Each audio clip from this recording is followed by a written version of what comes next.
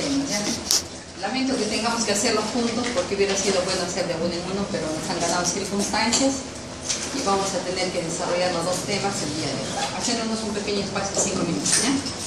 Entonces, el primer tema que vamos a desarrollar es el eje hipotálamo hipófisis ovario. Entonces, cuando hablamos de gónadas o hablamos de endocrinología femenina, no sé por qué lo hemos excluido a la masculina, pero bueno, pues vamos a tocar solamente el femenino, aunque sabemos que en realidad también existe el ciclo masculino, no solamente el ciclo menstrual, el ciclo masculino.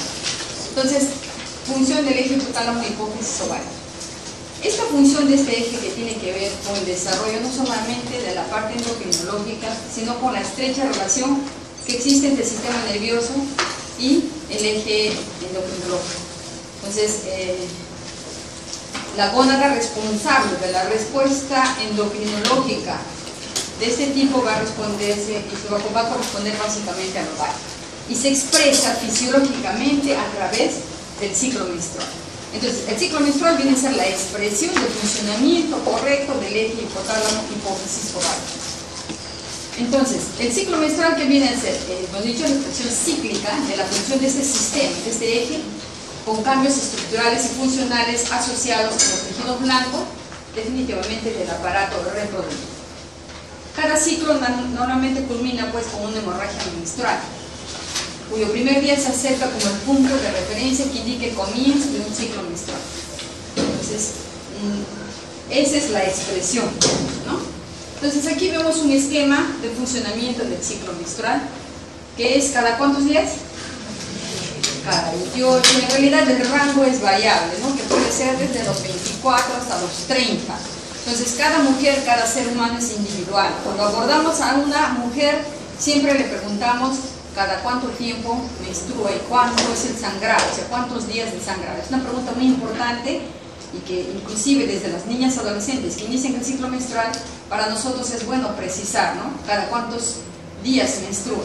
Y como no es fácil acordarse, porque un mes menstrua el 15, el otro el 20, y fechas, entonces le decimos en el calendario, deben marcar para efectos de poder visualizar cuál es el ciclo de esta niña que ha iniciado el ciclo menstrual.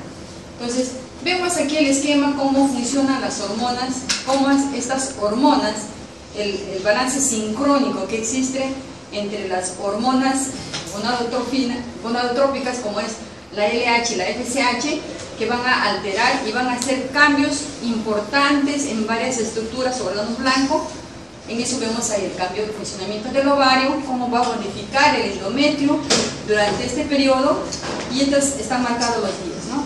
Se dice que los días de ovulación entonces corresponden justamente a la mitad del ciclo menstrual. Si una persona es de 30 días, la mitad del ciclo sería los 15. En este caso, en el gráfico vemos un ciclo menstrual de 28 días y por lo tanto, digamos, el término medio sería el día 14. Se considera el día 14 como el día pico en los cambios hormonales que van a favorecer básicamente a la ovulación. Entonces, para efectos de la ovulación, el corte es en la mitad del ciclo. Entonces, en esta mitad del ciclo es que ocurre el desprendimiento del óvulo y este está viable para poder ser fecundado. ¿Cuánto es la capacidad de vida del ovario, del óvulo? ¿Cuántos días vive el óvulo?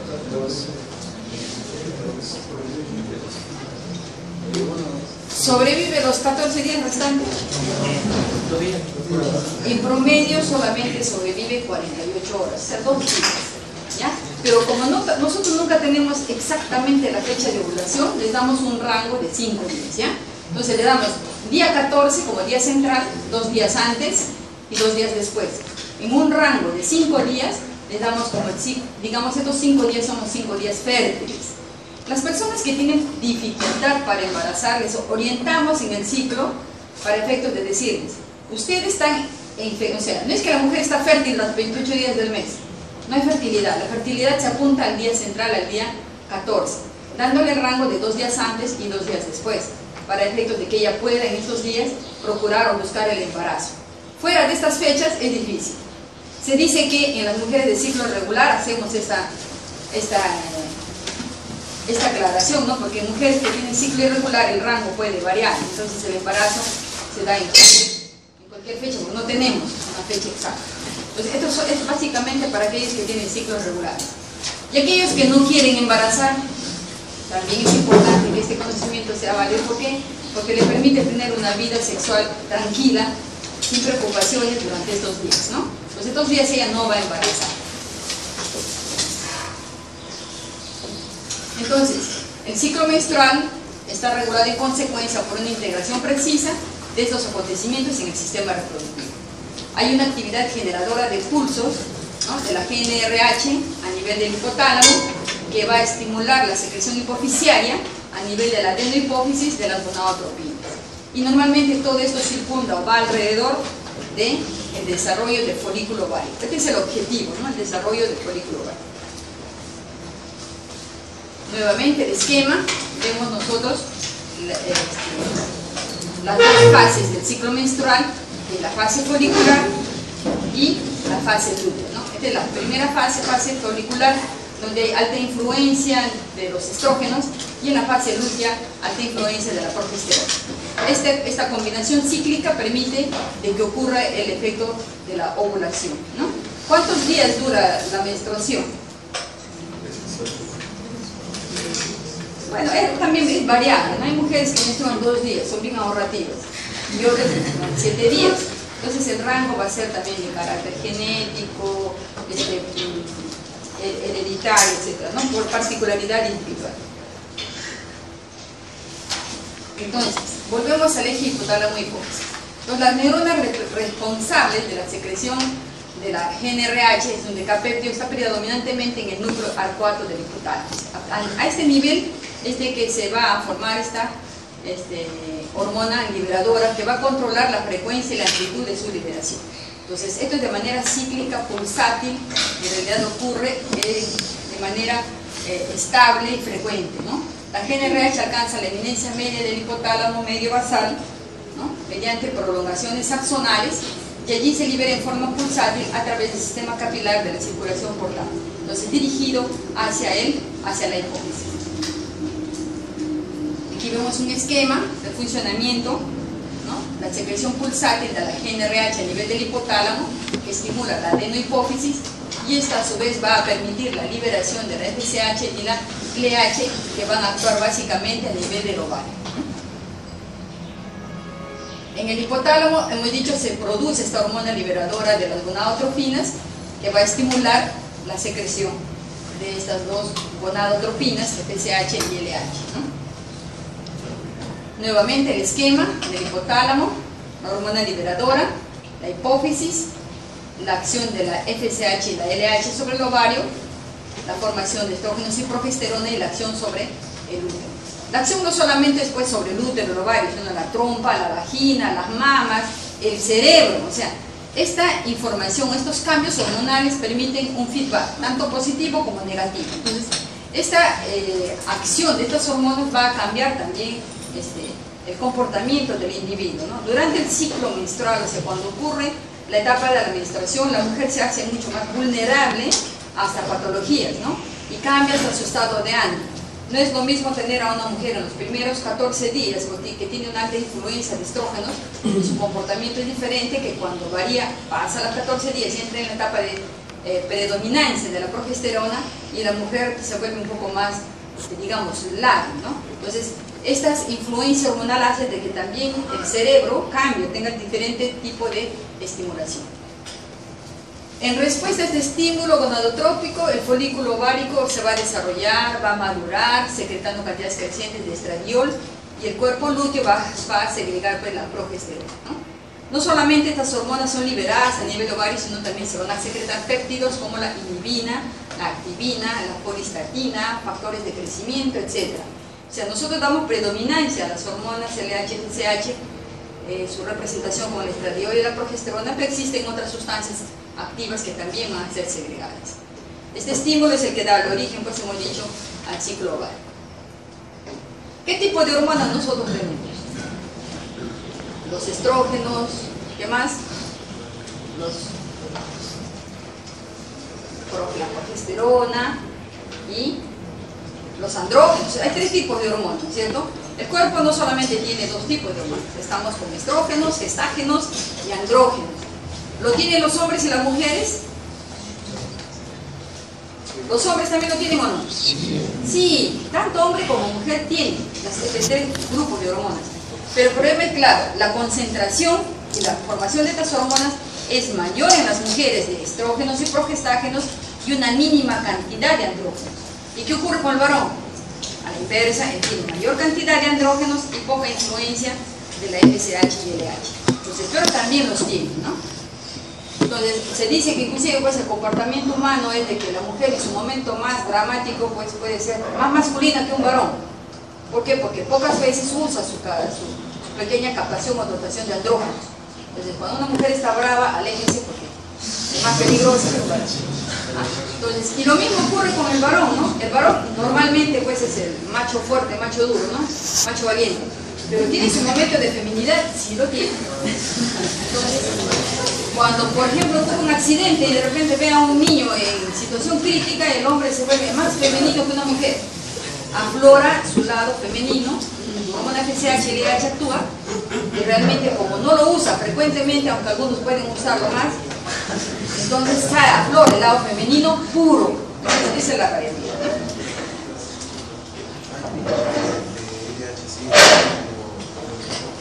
Sí, los picos que ocurren en el ciclo femenino ocurren también en el varón, pero no es pues con esa magnitud que la que sí aflora en la mujer. Si nosotros somos observadoras y observamos a un varón, obsérvenlo durante el mes cómo es su comportamiento. Y se van a dar cuenta que hay periodos en los cuales él es más accesible, más dócil, pero hay periodos en los cuales el varón es más difícil de mirar, ¿no? Entonces, eso también es que ocurre ciclos, son ciclos, igual que en la mujer. Aquí vemos otra vez el esquema, la liberación de la GnRH a nivel hipotálamo, vemos la acción en la hipófisis, ¿no? La liberación de la LH y la acción sobre el ovario. Aquí vemos el efecto pulsátil que tiene esta segregación hormonal, ¿no? Que es de manera pulsátil a nivel del eje del hipotálamo, ¿no? Y esta va a actuar sobre los otros niveles. Entonces, cuando hablamos de la folículogénesis, nosotros recordamos el comportamiento del ovario. Esto está como ocurriendo desde el momento que se embrión. Se dice que en realidad en la sexualidad saben que tiene que ver con el aspecto cromosómico. Cuando se forma el embrión, o bien puede ser femenino, o bien va a desarrollarse el embrión de género masculino. Se tiene que ver mucho con el desarrollo testicular. Se dice que una vez que se desarrollan los testículos en el embrión, se opaca el desarrollo femenino, mientras que en el femenino no tiene alta influencia versus el género masculino. ¿Qué ocurre en la parte femenina? Se dice que a la tercera, más o menos a la séptima semana de desarrollo, ya las células van a haber células primitivas en el endodermo que van a generar la formación de la cresta genital. Tercera, séptima semana. A las 12 semanas se forman ya las células primordiales o las oogonias y va a ocurrir la mitosis de primera división meiótica, formando el ovocito primario. Esto ocurre a las 12 semanas. El embrión recién tiene 3 meses. A las 20 semanas se va a formar el folículo primordial. Este folículo primordial va a ser en cantidades exuberantes, ¿no? De 6 a 7 millones. En el nacimiento tan solo van a quedar de 1 a 2 millones de folículos primordiales. Se va a generar el diproteno o primera división meiótica. Y en la menarquia, ¿qué es la menarquia? En la primera menstruación, ¿a qué edad ocurre?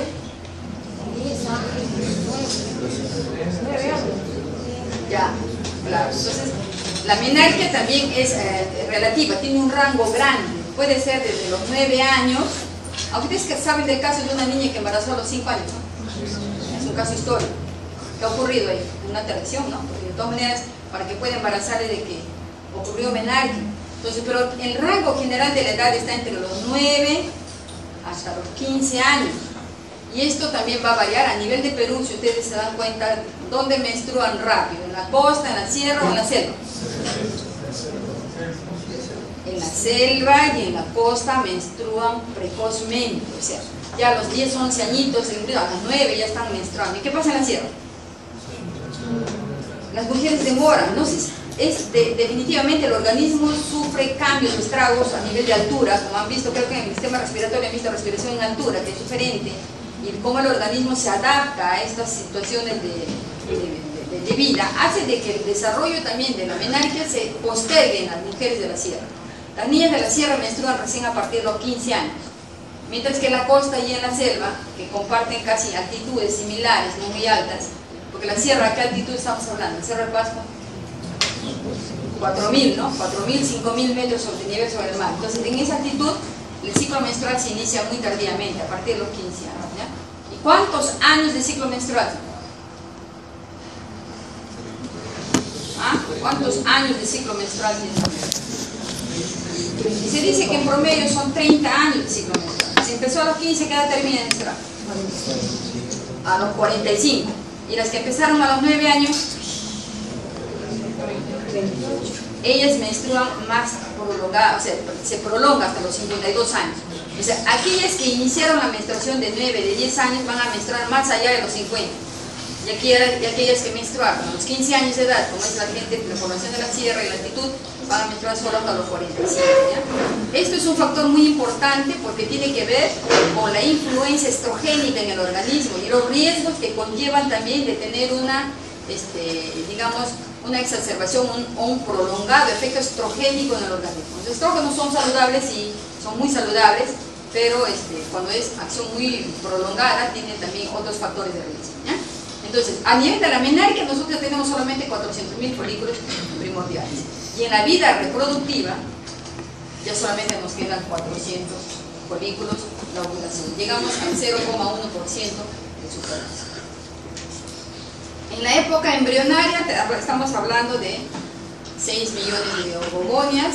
La recién nacida tiene 2 millones de folículos primarios.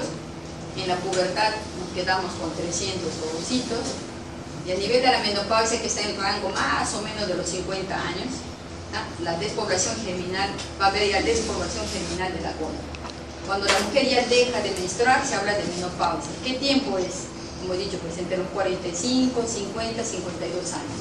La menopausia es una etapa de declive de la actividad estrogénica del ovario. El ovario ya deja de funcionar, estamos hablando del órgano blanco, el ovario.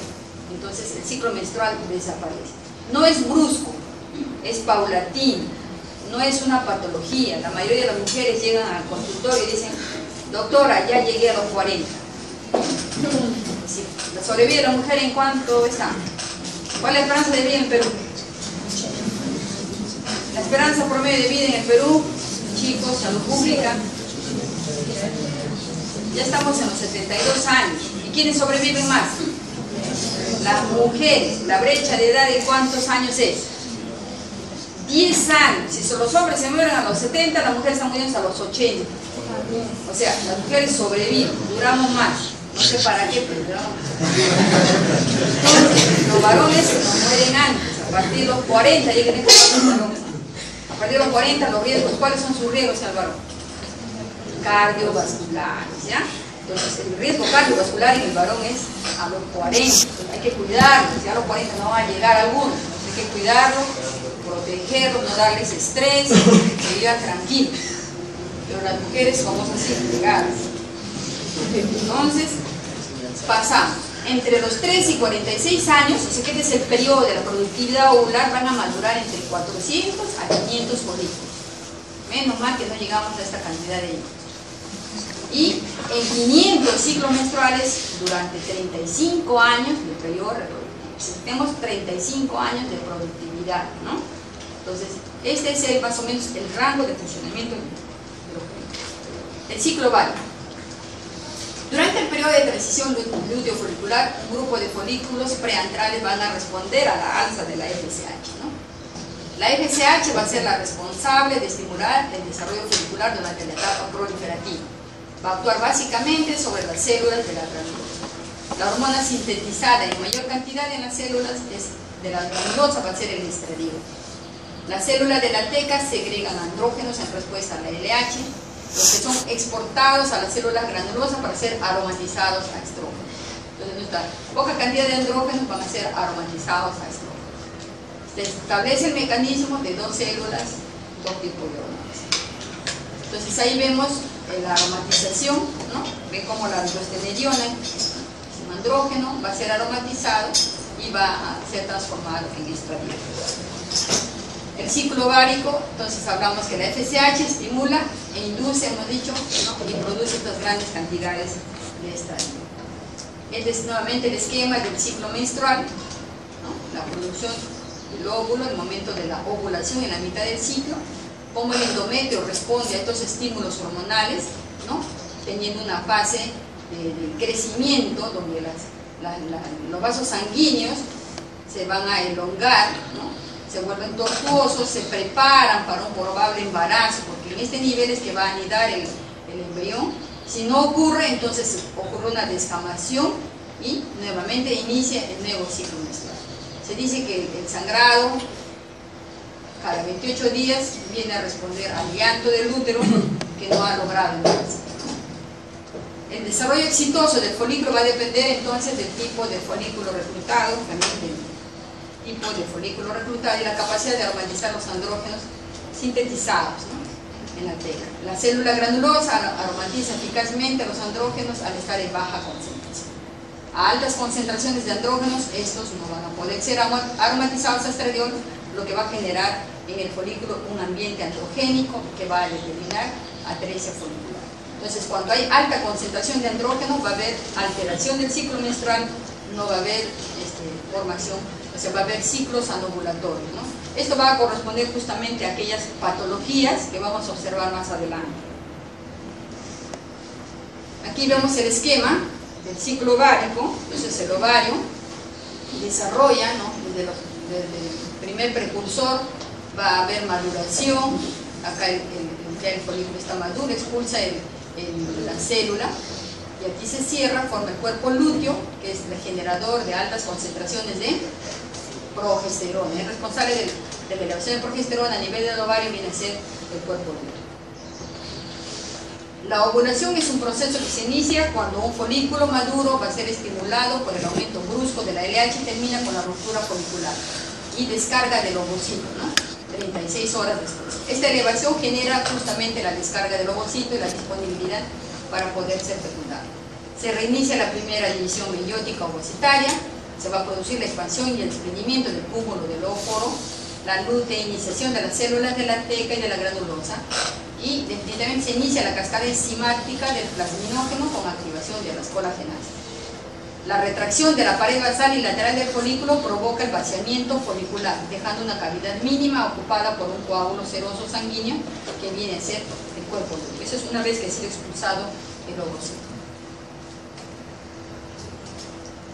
El estímulo ovulatorio va a iniciar la diferenciación de la granulosa y la teca interna hacia las células luteínicas, cuyo crecimiento y demanda metabólica exigen una mayor irrigación sanguínea, ¿no? Las células de la granulosa y la teca se van a mezclar y van a proliferar en la primera semana con incremento de la progesterona, que es dependiente de la LH. Salvo que aparezca beta-HCG de 8 a 10 días después de la ovulación, el cuerpo lúteo inicia un proceso regresivo, autónomo, con disminución del tamaño y del número de células lúteas y de la producción de las progestágenos estrógenos. La caída de estas hormonas determina el inicio de la menstruación. O sea, caen estas hormonas y nuevamente se inicia el ciclo menstrual.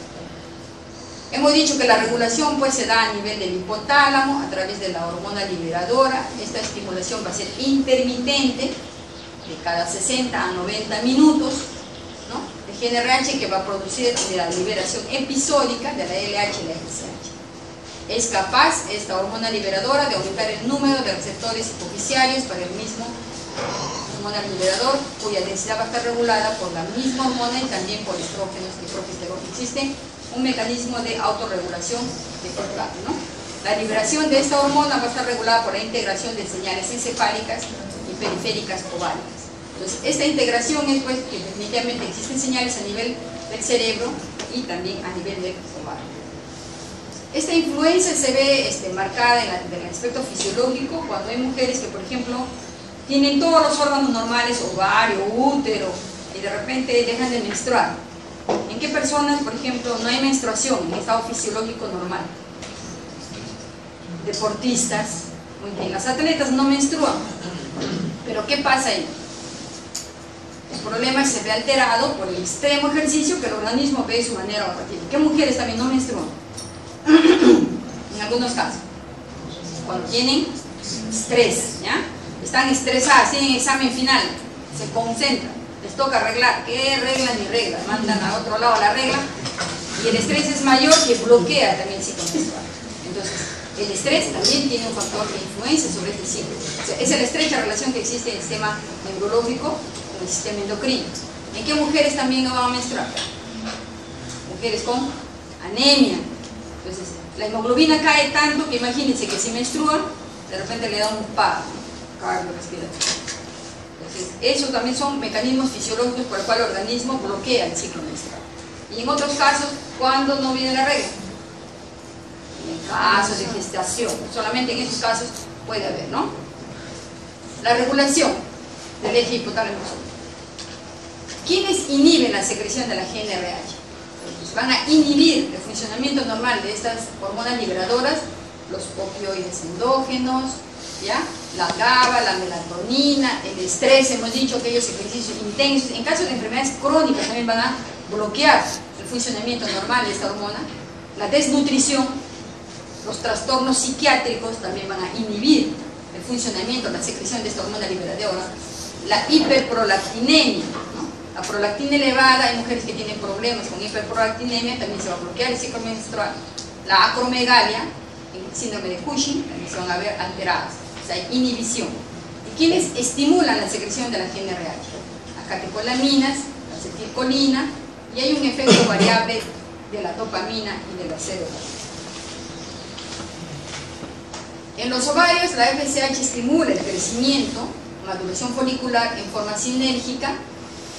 El estradiol aumenta los receptores para la FSH y en los folículos, ¿no? En el folículo preovulatorio van a aparecer receptores para la hormona luteinizante que van a ser estimuladas por la FSH y los estrógenos. La retroalimentación negativa va a ocurrir cuando el ovario ejerce una acción de retroalimentación negativa sobre la secreción de las gonadotrofinas. Entonces, a través de la elevación de la FSH se da un feedback negativo, entonces el hipotálamo va a disminuir la secreción de la GnRH, ¿no? Durante la fase proliferativa, esta retroalimentación negativa es dada principalmente por el estradiol, la inhibina folicular, que va a ser ejercida principalmente a nivel hipofisiario para inhibir secreción de FSH. Durante la fase lútea, la progesterona es el factor más importante en el mecanismo de este feedback negativo sobre la hipófisis. La retroalimentación positiva se da cuando el pulso de la maduración folicular con niveles plasmáticos de estradiol exceden el umbral aproximado de los 200 picogramos por mililitro. Este efecto inhibidor se invierte bruscamente y la hipófisis va a descargar el pico preovulatorio de LH en 50 a 100 miliunidades por mililitro. El pico liberatorio se va a deber al almacenamiento previo de las gonadotrofinas en la hipófisis por el estímulo de la GnRH y los estrógenos y un mayor número de la retroversa GnRH. También se produce una descarga de FSH, aunque es un poco más pequeña. Durante la fase lútea y en presencia de progesterona, el desarrollo folicular ya no se produce, ¿no? Si el embarazo no ocurre, el cuerpo lúteo involuciona y los niveles de progesterona disminuyen hasta valores, ¿no?, normales, y se va a producir la menstruación. Esto va a ser seguido de un retorno del generador de pulsos de la GnRH. Una vez inicia el ciclo menstrual, nuevamente el hipotálamo genera pulsos de GnRH a una frecuencia folicular, eliminándose el bloqueo de la progesterona, y se inicia el reclutamiento folicular y el inicio de un nuevo ciclo ovárico. Ya hemos dicho que es una manifestación de los cambios funcionales y morfológicos. El ciclo menstrual se van a dividir en dos fases, ¿no?, que van a aludir básicamente al fenómeno que va a predominar en cada uno, ¿no? La fase folicular, llamada también estrogénica, que es reclutamiento de folículo, ¿no?, comienzo de la menstruación hasta la ruptura folicular, se va a producir el desarrollo terminal del folículo que va a ovular. Esta es la fase folicular o fase estrogénica, los primeros 14 días. Y luego viene la fase lútea o progestativa, en donde se forma el cuerpo lúteo a partir del folículo que ya ovuló, y luego se inicia la involución de este con la luteólisis. Aquí vemos nosotros la fase folicular, la fase luteal y la fase ovulatoria, y la influencia hormonal que ocurre en estas dos fases. Entonces, vemos la influencia de la FSH y la LH. Y en la fase ovulatoria, los altos contenidos de las hormonas, ¿no?, que permiten que el folículo maduro expulse el óvulo, el ovocito, y se produzca la ovulación. La menstruación, hemos dicho, es una hemorragia periódica, fisiológica, que se origina en el útero y va acompañada de descamación del endometrio, que sigue el descenso de las hormonas ováricas endógenas circulantes. La menstruación, hemos dicho, dura en este rango, ¿no?, que puede ser de 2 hasta 7 días. Más allá de los 7 días ya es patológico, entonces hay que hacer un estudio de esta persona, ¿no?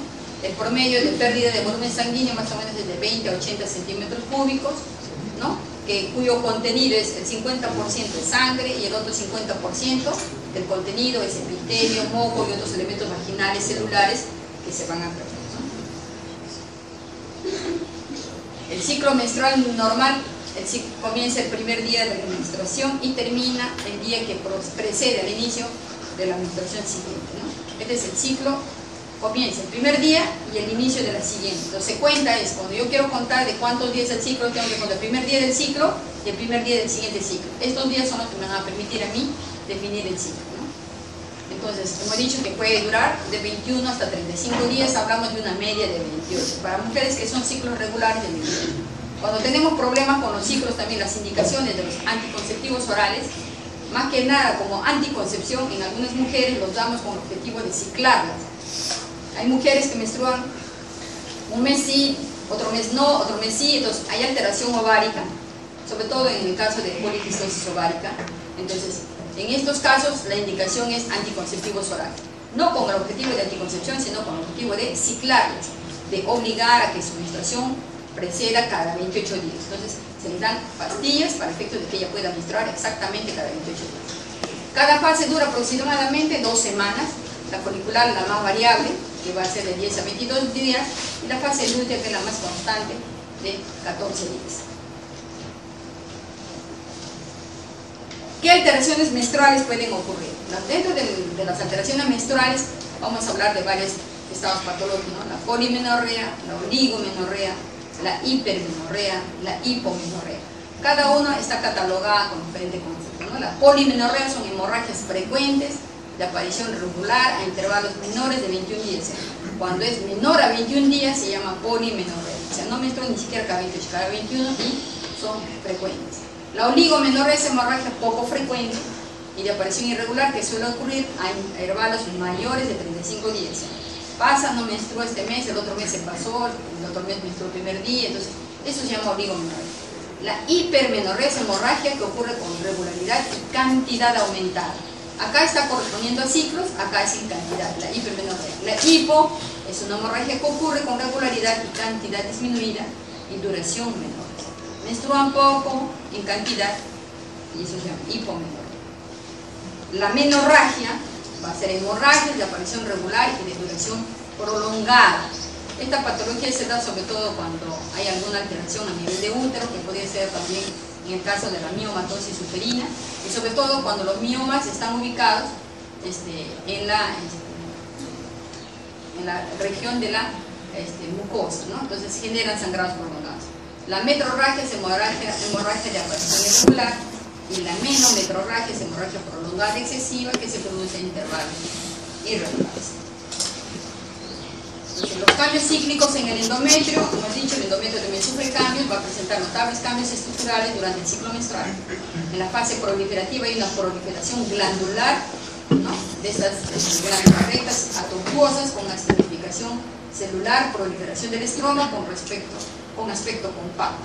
En la fase secretora ahí va a haber vascularización del epitelio glandular, secreción en el lumen glandular, edema progresivo del estroma a predominio periarteriolar. Entonces, esto es como una preparación. Esta fase secretora se prepara el endometrio para la anidación. Si ocurre un embarazo, entonces el endometrio está preparado para poder anidar. Y la descamación viene a ser cuando no ha ocurrido nada, el ovocito se ha perdido y ocurre una hemorragia del intersticio con colapso glandular, trombos fibrinosos y migración de polimorfos nucleares. Entonces, esto genera la descamación y el inicio de el nuevo ciclo. Este es a nivel del endometrio. Aquí vemos el endometrio, ¿no? La acción, esta es la fase proliferativa, aquí va a haber preparación, y luego si no ocurre nada, aquí ocurre nuevamente descamación y se inicia el ciclo menstrual. Entonces, esta Este es el tiempo más, estos son los cambios que van a ocurrir a nivel del endometrio. En la mucosa cervical van a haber cambios, también va a haber cambios en la mucosa cervical, va a haber un moco estrogénico de mayor producción en la fase preovulatoria, adquiriendo cristalización en el lecho, mayor filancia y menor viscosidad. Entonces, hay una influencia estrogénica que aumenta el flujo y va a haber una cristalización, ¿no? Viscosidad. El moco gestagénico, por efecto de la progesterona, que disminuye su producción, favorece la formación de una densa red de mucino. Entonces, aquí es, en esta primera fase, a nivel de cuello también se prepara, ¿no?, para una probabilidad de poder viabilizar el embarazo, ¿no? Y pierde su cristalización en el lecho, filancia muy viscoso que lo hace impenetrable a los espermatozoides. Posteriormente pierde esta cristalización y ya no es factible que pueda penetrar los espermatozoides, ¿no? Entonces, el moco, o sea, a nivel del cuello uterino también se prepara, ¿no?, para poder facilitar el acceso de los espermatozoides. Pero posterior a esto cambia, pierde la cristalización y definitivamente ya no se puede lograr un embarazo. En el epitelio vaginal, ¿qué va a ocurrir a nivel del epitelio vaginal? Los estrógenos van a determinar la proliferación celular, aumentan las capas celulares y maduración, va a haber diferenciación celular y aumento del glicógeno a este nivel, ¿no? La progesterona, a la inversa, va a producir disminución del glicógeno y aumento de la descamación de las células de la capa intermedia. O sea, en la primera etapa los estrógenos facilitan, permiten de que el epitelio vaginal esté preparado, tenga cierta humedad, viscosidad. El colpocitograma, ¿no?, los estrógenos producen un significativo aumento de las células superficiales, mientras que la progesterona produce un aumento significativo de las células intermedias. La ausencia de esteroides produce descamación importante de las células parabasales. O sea, esta es la influencia hormonal que va a recibir a nivel del epitelio vaginal. Lo que va a ocurrir en las mujeres durante la menopausia es justamente este efecto, ¿no?, la ausencia de estrógenos, porque ¿qué es lo que se pierde? Estrógenos, ¿ya? No, progesterona se mantiene, entonces los andrógenos también se mantienen, lo que se pierde solamente es estrógeno.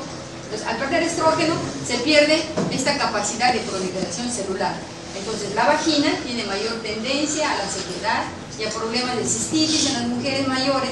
¿Por qué? Por justamente el problema vaginal.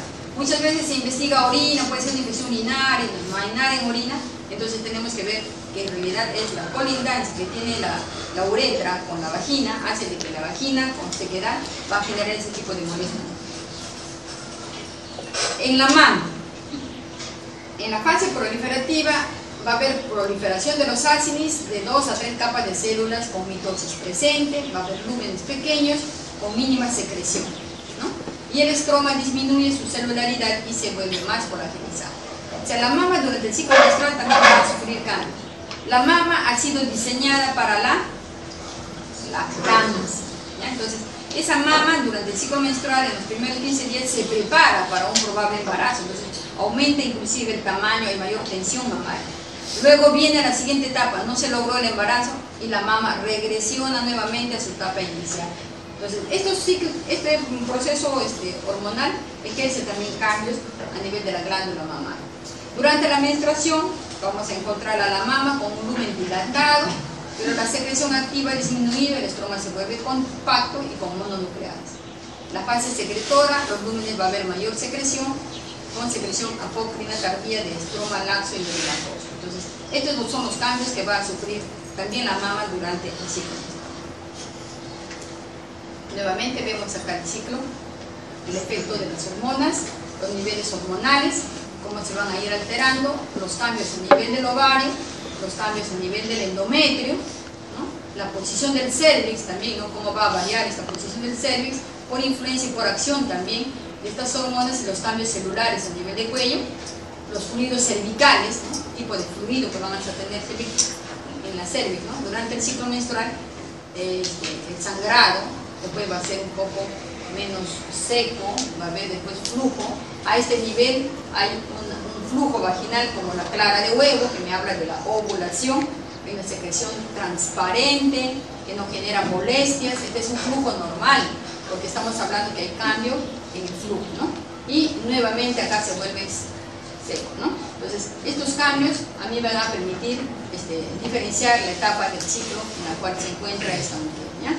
Definitivamente los flujos que tengan color, olor o generen molestia vaginal, esos no son flujos normales. El flujo fisiológico es un flujo transvaginal. Y los cambios a nivel de la temperatura basal, ¿no? En los primeros 15 días la temperatura basal se mantiene estable. ¿Cuál es la temperatura promedio del individuo? ¿Ah? ¿Cuál es su temperatura promedio? 37. En promedio, si hablamos de una temperatura, tiene que tomarse la temperatura, 36,6, 36,7, más o menos hablamos del promedio de la temperatura. ¿Qué ocurre durante el ciclo menstrual? Yo puedo determinar también si la persona ha ovulado o no ha ovulado a través de su temperatura. ¿Cuándo hablamos de temperatura basal? Temperatura basal es aquella temperatura que yo le voy a tomar a la persona, ni bien se ha despertado. Entonces le explico que cuando usted se acuesta, duerme muy bien ya. Coloque su termómetro al costado de su velador. En la mañana, 6 de la mañana, abrió los ojos, no es que me levanto, voy al baño. Usted abrió los ojos, muy bien, se ha despertado. Estira la mano, coge el termómetro, lo calibra, lo coloca sublingual y se mide la temperatura. Entonces la temperatura lo registra en el cuaderno. Son las 6 de la mañana, mi temperatura es de 36,6, muy bien. Al otro día, el procedimiento hace lo mismo. ¿Qué va a ocurrir el día de la ovulación? Mi temperatura está acá 36,6, 36,5, 36, o sea, oscila, pero va entre 36,6 y 36,7. 37 ya estamos hablando de una temperatura subfebril. 38, fiebre, ¿ya? Entonces, miren, la oscilación solamente es en décimas. ¿Qué va a ocurrir en el día 14? De repente me tomo la temperatura, hoy día amanecido, me tomo mi temperatura y mi temperatura ha subido 1 grado. Ya no es 36,6, es 37,7. Entonces yo digo, ajá, ese día que se elevó su temperatura, estamos hablando de la fecha de la ovulación. Y en algunas mujeres que tienen problemas de fertilidad, les indicamos, se elevó tu temperatura, entonces estás ovulando. Tu tarea de hoy día es relaciones sexuales mañana, tarde y noche. ¿Ok? El objetivo de buscar el embarazo. Las mujeres no logran embarazar, tienen dificultad. ¿Cuándo hablamos de infertilidad? Cuando convive con la persona por más de 2 años y no ha logrado embarazar. Imagínate, vive, no es un esposo de la marina, que viaja 6 meses a alta mar, o 1 año y vuelven al año. Ese no, el esposo que vive contigo todos los días. Si tu esposo vive todos los días contigo, estás en etapa fértil y no logras embarazar durante 2 años, hay que hacer el estudio. Pero a veces las mujeres también creen que durante todo el mes van a embarazar, no es pues. Si tu esposo viaja justos estos días, se va de viaje de comisión no sé a dónde, a la China. Vuelve, ya perdió la oportunidad. El ovocito no le va a estar esperando todo el mes pues al señor que llegue. Entonces el ovocito tiene su capacidad de vida en este periodo. Entonces a las mujeres que tienen problemas de fertilidad, entonces les hablamos, usted tiene que tomarse su temperatura. El día que tiene el pico, ya usted ya sabe, ya tiene que agarrarlo al esposo. Ya, mañana, tarde y noche, trabaje pues para que logre el embarazo. Porque esas mujeres tienen problemas. Hay otras mujeres que no, pues. La primera relación sexual y ya puede. ¿Por qué? Porque también no son su ciclo y también la fertilidad, ¿no? Los mejores ovocitos se producen de los 24 a los 34 años. La mujer tiene solamente probabilidad de un buen embarazo, un buen ovocito, el mejor, el 100% potencialmente, que el hijo le va a salir científico, o mente brillante como ustedes, solamente de 24 a 34 años. Pasan los 34 años y la capacidad de la producción ovular cae significativamente, un 50%.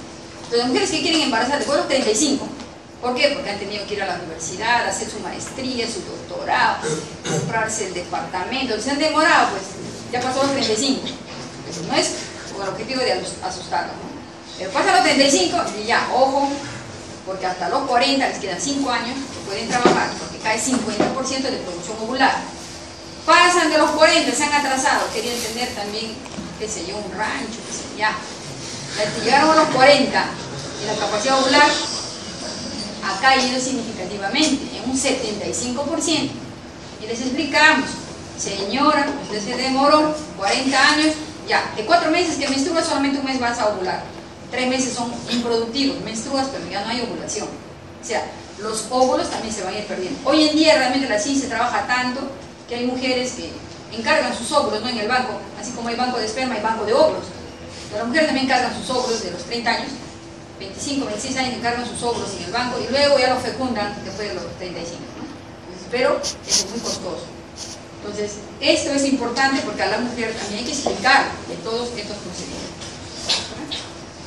Entonces, cuando yo quiero hacer un perfil hormonal ginecológico, mientras yo tenga la expresión de una mujer que tiene ciclos menstruales normales, regulares, etc., ¿tengo necesidad de investigar hormonas? Si tiene ciclos menstruales normales, o sea, fisiológicamente me está hablando que sus niveles hormonales andan en buen ritmo y en buen ciclo. Pero si la mujer ya tiene dificultad de menstruar, entonces yo le hago un perfil hormonal ginecológico. ¿Y qué hormonas les voy a pedir? Les voy a pedir valores de la LH, FSH, inclusive la prolactina. Si pues la prolactina está elevada, ya me está hablando que está haciendo anovulación, hace cruce, antagonismo con la ovulación. La prolactina me va a bloquear la ovulación, entonces no va a haber ciclo menstrual y va a haber bloqueo de la ovulación. Entonces, estas hormonas vamos a ver que yo las tengo que controlar y revisar en la fase folicular, que puede ser en la fase ovulatoria o en la fase lútea, porque sus valores, ustedes saben, se alteran, van a variar. Miren cómo en la fase ovulatoria estas hormonas se elevan, ¿no? Y luego en la fase folicular y en la fase lútea el valor hormonal va a disminuir. Entonces su máxima expresión ocurre en la fase ovulatoria. Este es el pico que hacen los niveles hormonales. Y si se pueden medir, si se miden en sangre y lo podemos investigar. Y eso es todo respecto a este primer tema. Nosotros sabemos pues que esta glándula funciona, función exocrina y también función endocrina. Entonces, el día de hoy vamos a hablar solamente de esta parte de la función endocrina de este órgano. Entonces, si nosotros remontamos a la estructura del páncreas, vemos que la unidad anátomo-funcional del páncreas endocrino lo va a constituir los islotes de Langerhans. O sea, la responsabilidad del funcionamiento endocrinológico a través de hormonas está a cargo de estas células, los islotes de Langerhans. La masa que corresponde solamente es el 1% del peso total de la glándula. Imagínense, el 1%. Entonces, nosotros encontramos que en estos islotes hay células beta, células alfa, células delta, ¿no? Que van a ser responsables de la secreción de estas tres hormonas importantes que las van a... No solamente son estas tres hormonas, hay el polipéptido pancreático también, pero que no lo vamos a tocar, sino nos interesa la insulina, el glucagón y la somatostatina.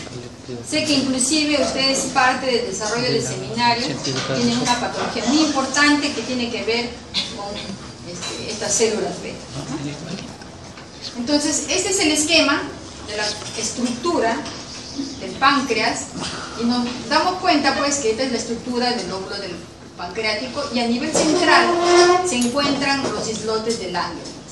Y en estos islotes se han descubierto células responsables de la elaboración de tres hormonas. Aquí se sintetizan tres tipos de hormonas: en las células beta, en las células alfa y en las células delta.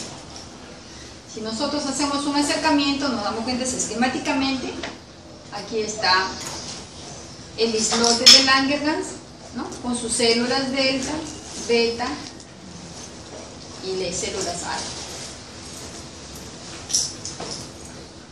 Los islotes van a tener una fina red vascular y van a estar dotados de un sistema tipo portal orientado desde las células beta hacia las alfa y las delta. Están inervados por un sistema autónomo y existen comunicaciones intercelulares. Las células también se comunican. Entonces vemos aquí que es un corte, un esquema del páncreas, ¿no? Y en esta unidad hacemos este corte y encontramos pues que dentro de esta glándula, acá tenemos a los islotes de Langerhans con una alta vascularidad. Se tiene alta vascularidad que permite la comunicación intercelular a través de flujo sanguíneo. Si nosotros nos orientamos a las células beta, que son las responsables de la segregación de la insulina, entonces nosotros hablando de insulina, esta es la estructura molecular que tiene la insulina, el que es responsable de la síntesis va a estar en el brazo corto del cromosoma 11. El primer péptido de su síntesis es la preproinsulina, viene luego la proinsulina y la insulina. En el aparato de Golgi se va a estructurar una membrana alrededor de un número de moléculas constituyendo un grano. Entonces, este es el esquema de la insulina, ¿no? La insulina la vemos como proinsulina, ¿no? Unido al péptido C. Entonces el péptido C se libera y se queda la insulina, ¿no? Acá vemos a la insulina con sus dos puentes de sulfuro, ¿no? Acá vemos la liberación básica de la insulina. Acá es un esquema de la liberación pulsátil de la insulina. en un individuo en ayunas y en un individuo que tiene una alimentación. Y estos son la acción que tiene la insulina. ¿En qué tiempo actúa la insulina? Solo 6 minutos. En los primeros 6 minutos tiene acción la insulina y luego hay una segunda fase. Entonces, estos son los gránulos de liberación. Entonces, las principales características de la síntesis de la liberación de la insulina. La síntesis de insulina se va a iniciar con la traducción del RNA de insulina en una proteína inactiva conocida como preproinsulina. Entonces, esta va a sufrir una modificación post-traduccional en el retículo endoplasmático para formar la proinsulina. La formación de la insulina se va a producir por modificación de la proinsulina con el desdoblamiento del péptido C que une las cadenas alfa y beta. Entonces, esas cadenas están unidas por el péptido C. Una vez que es liberado el péptido C, es que se transforma en insulina. La insulina y el péptido C desdoblados se van a empacar en gránulos secretores que se van a acumular en el citosol de las células beta, ¿no? Y se van a liberar de manera simultánea en respuesta a la estimulación por glucosa. O sea, los altos niveles de glucosa son los que van a estimular la secreción de esta sustancia que es la insulina. La liberación de la insulina ocurre en forma bifásica, desde los gránulos secretores que se encuentran disponibles de inmediato para su liberación, que tan solo es el menos del 5%, y de gránulos que deben ser sometidos a una serie de reacciones de preparación. O sea, porque la insulina se encuentra en estado de preproinsulina, proinsulina, o sea, no como insulina activa. La activación solamente tiene en el 5%, lo que incluye la movilización de la membrana plasmática.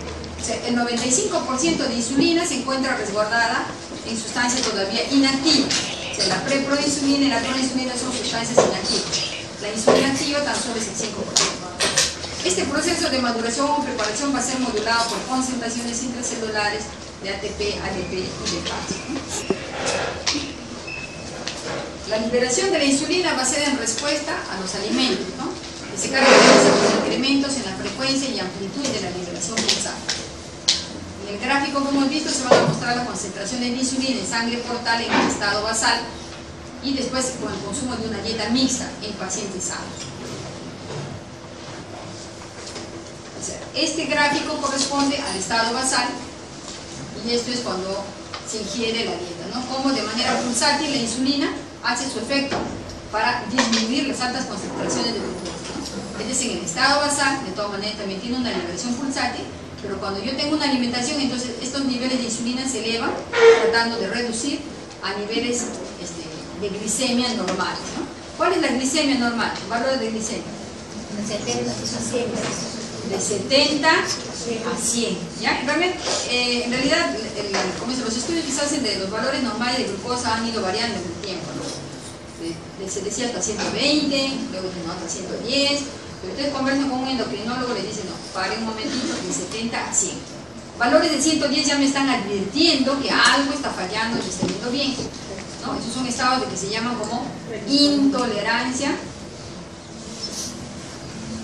que pueden estar comprometiendo un paso, un camino. ¿Qué valor le dice a ustedes que es diabético, paciente? ¿Cuál es el valor? A ver, le doy 5 puntos. ¿Qué valor en sangre encuentran ustedes? Dicen, no, este paciente es diabético, cumpliendo todos los requisitos, hay ayuda de 6 horas, etc. 129, doctor. 126, ¿ya? 126, no, paciente diabético. Ustedes hagan sus valores. Normalmente el individuo hasta los 30 años, y ustedes todos son por debajo de 30, para mí son todos debajo de 30, ya. ¿Qué les voy a pedir ustedes de control? Solo hemoglobina. Me interesa que no estén anémicos, nada más, ¿ya? ¿Qué pasa cuando ustedes superan los 30? Ajá, ya empezaron pues con dietas de Kentucky, no sé qué más, pollito roster. ¿Y qué pasa con los valores en sangre? Empiezan a tener alto riesgo de alteraciones. ¿De qué?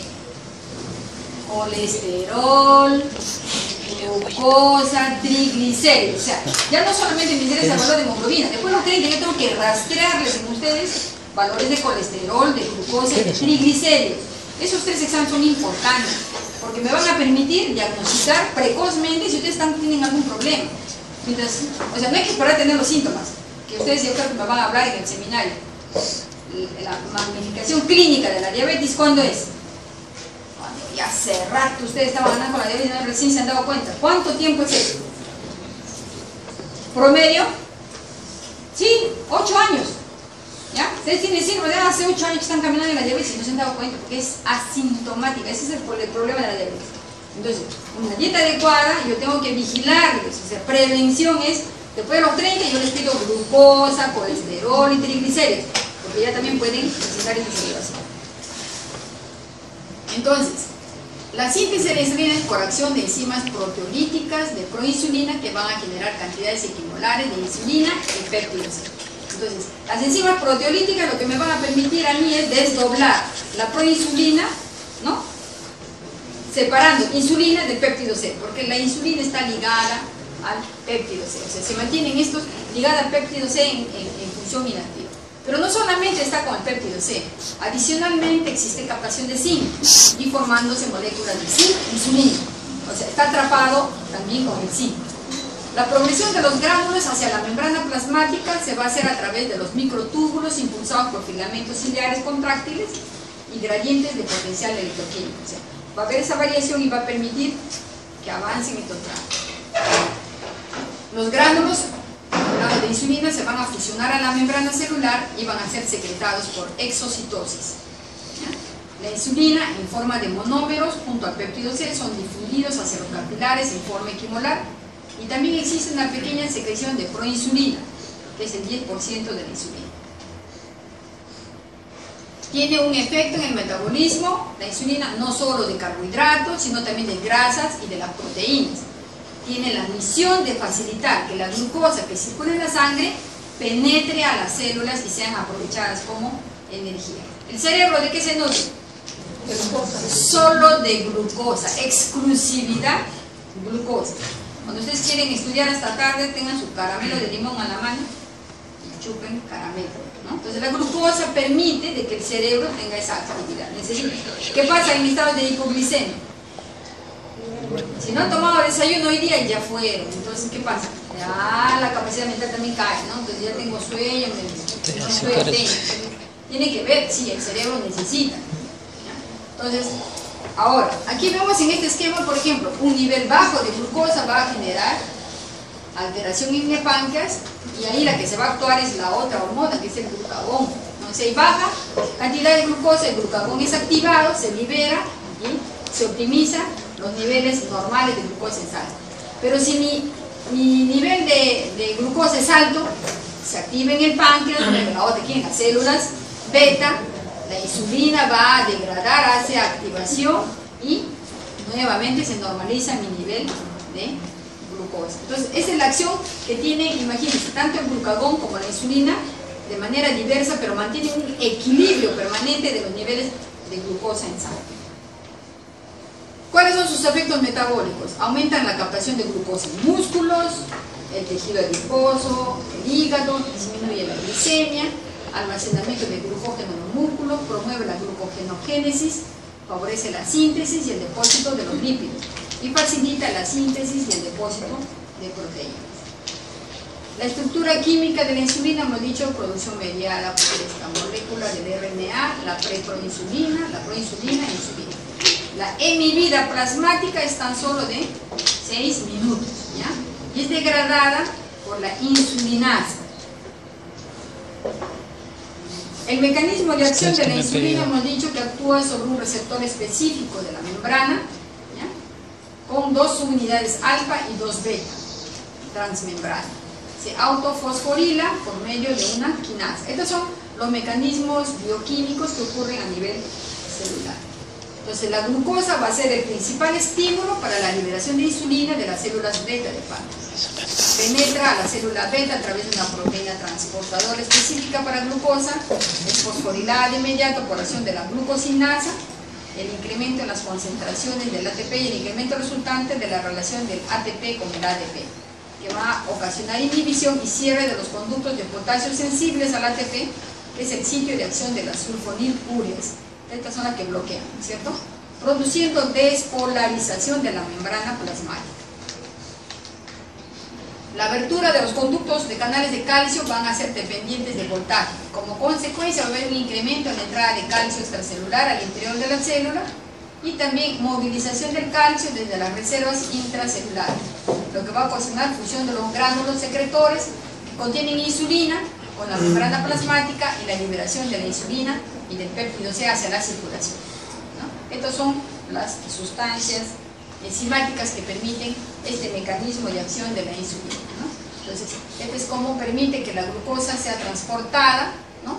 A nivel de la mitocondria. El objetivo de la glucosa es darle ese valor energético, la necesidad del uso energético celular, ¿no? Y estos son todos los otros mecanismos a nivel del retículo plasmático, donde los iones de calcio juegan un rol muy importante. Este es a nivel celular, como la insulina tiene de todas maneras un receptor que va a ingresar hacia la célula y va a permitir el funcionamiento adecuado de la célula. O sea, las respuestas intracelulares desencadenadas por la unión de la insulina y el receptor, estas esferas que hemos visto en el esquema, ¿no?, representan el grupo fosfato, ¿no?, sustrato receptor de la insulina. ¿Cuál es el mecanismo de acción? Tiene un aumento radical de la permeabilidad de la glucosa gracias a la acción de estas vesículas transportadoras que se unen a la membrana. Hay un aumento de la permeabilidad a los aminoácidos, al potasio y el fosfato. Afecta también otras enzimas y la traducción del RNA y la transcripción del DNA. ¿Qué factores modifican la secreción de la insulina? Algunos factores aumentan y algunos factores disminuyen. ¿Qué factores aumentan?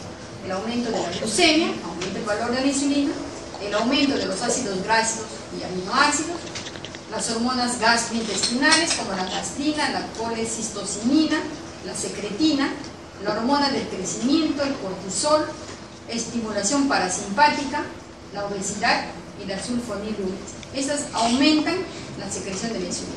¿Y quiénes disminuyen? Disminuyen, o sea, el feedback negativo lo hace los bajos niveles de glicemia en sangre, van a disminuir la secreción de insulina. El ayuno, muchos están ahorita en ayuno, o sea que la insulina no está trabajando con ustedes. La somatostatina, las catecolaminas y los agonistas alfa. Estos van a disminuir la secreción de la insulina. Aquí vemos el desdoblamiento del adipocito, o sea, la carga de triglicéridos y ácidos grasos libres, ¿no?, que transforma como a nivel celular, cuando hay déficit de glucosa, el organismo trata de buscar energía de otros lados. Entonces busca el adipocito. El adipocito es nuestra reserva energética, pero que está a través de triglicéridos y ácidos grasos libres. Al ingresar a la célula lo va a desdoblar y lo que vamos a obtener es formación de los cuerpos cetónicos. ¿Ya? Esto es cuando estamos en ayunas y el organismo tiene que sacar energía de donde sea. Esto es un riesgo, ¿no? Esa es la cetogénesis ante la deficiencia de insulina. La deficiencia de insulina y altas concentraciones de hormonas contrarreguladoras como el glucagón, la epinefrina y el cortisol en combinación incrementan la actividad de la lipasa sensible a hormonas, incrementa la liberación de los ácidos grasos libres y disminuye la actividad de la acetilcoenzima A, carboxilasa, con lo que favorece la electrificación de ácidos grasos libres y se favorece la conversión de los ácidos grasos en cuerpos cetónicos. El glucagón es un polipéptido de 3.500 daltons, una cadena de 29 aminoácidos que resulta de la proteólisis de una prohormona. Su secreción lo que va a hacer es inhibir con la hiperglicemia, se incrementa con el ejercicio y el aumento de aminoácidos en sangre. Entonces, ante la elevación de aminoácidos en sangre, el glucagón va a actuar. Su principal efecto metabólico es aumenta la glicemia. ¿Ya? Si yo tengo requerimiento, hago un ejercicio extremo, tengo requerimiento y aumenta la glicemia gracias a la acción del glucagón. Promueve la glucogenólisis y la gluconeogénesis hepática. Esta es la acción, el desdoblamiento, cómo es que actúa el glucagón, ¿no?, la glucogenólisis, cómo se ocurre este proceso, ¿no? El efecto del glucagón y de la insulina en el metabolismo hepático de la glucosa. La unión del glucagón y de la insulina a sus respectivos receptores va a estimular una serie de fosforilaciones proteínicas que van a activar o van a inhibir las enzimas especiales que van a participar en la regulación de la glucogenólisis, gluconeogénesis y la glucólisis. Se muestran las principales enzimas cuyos efectos van a ser mediados por la insulina y el glucagón. El resultado global es el incremento en la producción de glucosa hepática, ¿no? Glucagón, insulina y las otras sustancias como el ATP y el ADP. Aquí estamos viendo el funcionamiento del glucagón, ¿no? El glucagón y la acción sobre las células, la neogénesis, la glucogénesis, la glucólisis. Son los mecanismos de acción. Los efectos mediados por los receptores del glucagón se van a unir a esta sustancia en las células efectoras, ¿no? Entonces, los principales efectos del glucagón van a ser mediados en los hepatocitos, donde el glucagón, a través de la activación del adenylato ciclasa y la elevación del AMP cíclico, van a ocasionar incremento en la productividad de la proteína sinasa, lo que va a ocasionar la fosforilación de enzimas que participan en el control del metabolismo de la glucosa. Esta es la acción que tiene el glucagón. La fosforilasa B es una forma inactiva de la enzima, la fosforilasa A es la forma activa. Además hay cambios en la actividad de la fosfolipasa C, lo que va a producir cambios en la liberación intracelular del calcio. El resultado final va a ser un incremento en la producción de glucosa hepática a través del incremento de la gluconeogénesis y la glucogenólisis. La somatostatina, esta es la otra hormona, que es un polipéptido de 1100 Daltons, una cadena de 14 aminoácidos. Su secreción se incrementa tras la ingestión de alimentos por el incremento de la glicemia, aminoácidos, ácidos grasos y hormonas gastrointestinales. ¿Cuál es el efecto metabólico de la somatostatina? Reduce la secreción de la insulina y el glucagón. Se mantiene un equilibrio entre estas dos hormonas, ¿no? Reduce la motilidad gástrica, duodenal y biliar. Se reduce la secreción y absorción digestiva. La regulación de la glucemia viene a ser el equilibrio preciso entre la producción hepática de glucosa y su captación y las utilizaciones periféricas. La insulina viene a ser el regulador más importante de este equilibrio, y otras vías incluyen señales hormonales como el glucagón, el cortisol y las señales metabólicas y las nerviosas, ¿no? Pero el rol importante que mantiene el equilibrio de la glicemia en el organismo viene a ser pues el que es desarrollado por la insulina. ¿Qué ocurre durante el ayuno? Durante el ayuno hay baja concentración de insulina, disminuye la síntesis de glucógeno, se reduce la captación de glucosa por los tejidos y se movilizan ¿quiénes? Los depósitos. Cuando yo estoy en ayunas, naturalmente la energía va a salir de los depósitos. ¿Cuáles son los depósitos? Los ácidos grasos, y van a haber formación de los cuerpos cetón. El glucagón sube, se produce la glucogenólisis y la gluconeogénesis hepática. Entonces, este ayuno va a estimular a la producción inmediata, ¿no? Que se activa rápidamente ese glucagón porque tiene que estabilizar este déficit. Inmediatamente se produce este mecanismo. ¿Qué ocurre durante el periodo postprandial? O sea, ya hemos ingerido alimentos. Va a aumentar la concentración de glucosa en sangre, por lo que se incrementa la concentración de insulina, o sea, porque tiene que mantenerlos en niveles adecuados. Y va a disminuir la del glucagón. Si el glucagón ya cumplió su función, se opaca y se incrementa la insulina. Es decir, se invierten los procesos, ¿no? Aumenta la captación de glucosa en la periferia, aumenta la glucogénesis y aumenta la síntesis y el depósito de lípidos y de proteínas. Estos son los dos mecanismos que van a ocurrir de funcionamiento armonizado entre el glucagón y la insulina. ¿Ya? Y no cometan esos errores.